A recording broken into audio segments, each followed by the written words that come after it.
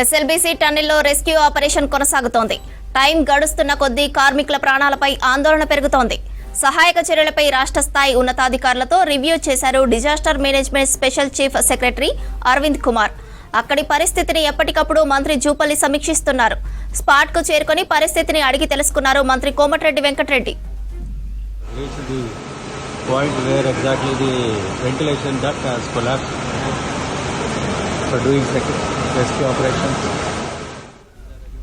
SLBC tunnel దగ్గర బృందాలుగా విడిపోయి సహాయక చర్యలు ముమ్మరం చేశారు NDRF, SDRF, army, navy, Singareni rescue సిబ్బంది.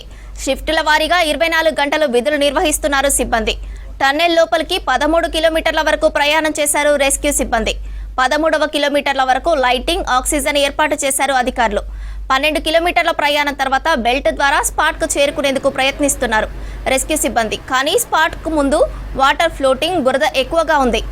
దీంతో సహాయక చర్యలకు ఆటంకం కలుగుతోంది.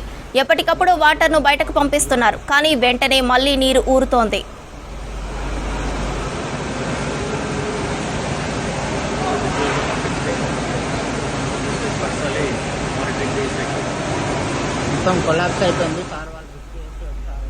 కార్మికులు చిక్కుకుపోయి రోజులు గడుస్తున్నా సానుకూల పరిస్థితులు కనిపించడం లేదు. డ్రోన్తో పాటు స్కానర్లు, నైట్ విజన్ కెమెరాలతో వారి ఆచూకీ కోసం గాలిస్తున్నారు. టన్నెల్ బోరింగ్ మిషన్ బురదలో కూరుకుపోవడంతో ముందుకు వెళ్లలేకపోతున్నారు. మరోవైపు దట్టమైన నల్లమల అడవి కావడంతో మొబైల్తో పాటు ఏ సిగ్నల్స్ అందుబాటులో లేవు. దీంతో రక్షణ దళాలు హై ఫ్రీక్వెన్సీ పరికరాలతో పాటు ప్రత్యేకంగా యాంటెనాలు ఏర్పాటు చేసుకున్నాయి.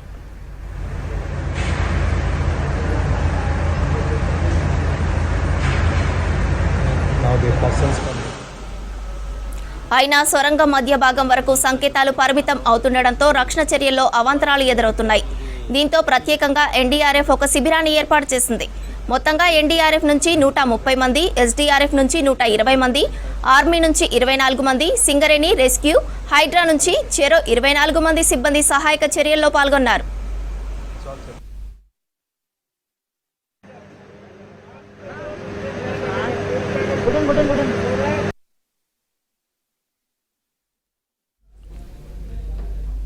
ఎస్ఎల్బీసీ టన్నెల్లో రెస్క్యూ ఆపరేషన్ కొనసాగుతోంది.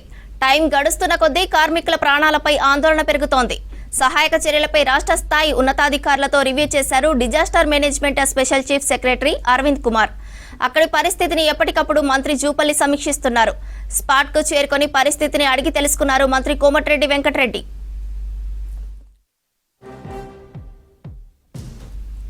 ఎస్ఎల్బీసీ టన్నెల్ దగ్గర బృందాలుగా విడిపోయి సహాయక చర్యలు ముమ్మరం చేశారు NDRF, SDRF, army, navy, Singareni rescue సిబ్బంది.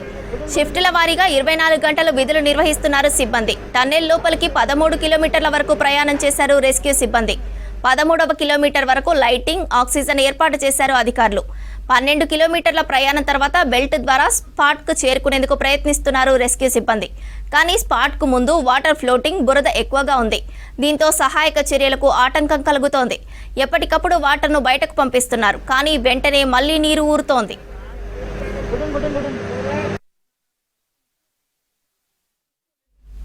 కార్మికులు చిక్కుకుపోయి రోజులు గడుస్తున్నా సానుకూల పరిస్థితులు కనిపించడం లేదు. డ్రోన్తో పాటు స్కానర్లు, నైట్ విజన్ కెమెరాలతో వారి ఆచూకీ కోసం గాలిస్తున్నారు. టన్నెల్ బోరింగ్ మిషన్ బురదలో కూరుకుపోవడంలో ముందుకు వెళ్లలేకపోతున్నారు. మరోవైపు దట్టమైన నల్లమల అడవి కావడంతో మొబైల్తో పాటు ఏ సిగ్నల్స్ అందుబాటులో లేవు. దీంతో రక్షణ దళాలు హై ఫ్రీక్వెన్సీ పరికరాలతో పాటు ప్రత్యేకంగా యాంటెనాలు ఏర్పాటు చేసుకున్నాయి.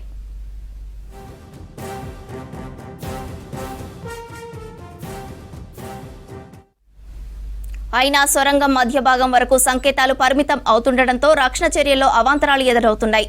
దీంతో ప్రత్యేకంగా ఎన్డీఆర్ఎఫ్ ఒక శిబిరాన్ని ఏర్పాటు చేసింది. మొత్తంగా ఎన్డీఆర్ఎఫ్ నుంచి 130 మంది, ఎస్డీఆర్ఎఫ్ నుంచి 120 మంది, ఆర్మీ నుంచి 24 మంది, సింగరేణి, రెస్క్యూ, హైడ్రా నుంచి చెరో 24 మంది సిబ్బంది సహాయక చర్యల్లో పాల్గొన్నారు.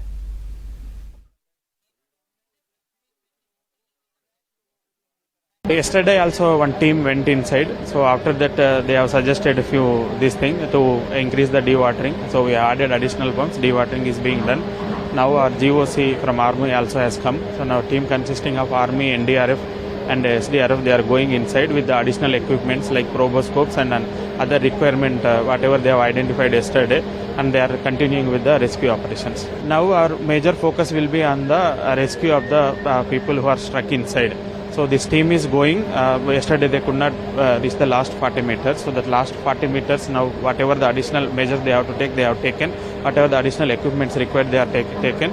So they will reach the other side and they will try to rescue the people who are stuck inside. That is the immediate plan of action. Apart from that, parallel plan of action of dewatering and other things we are taking. SLBC tunnel the day before yesterday, the bad incident was occurred, but it is an unfortunate thing.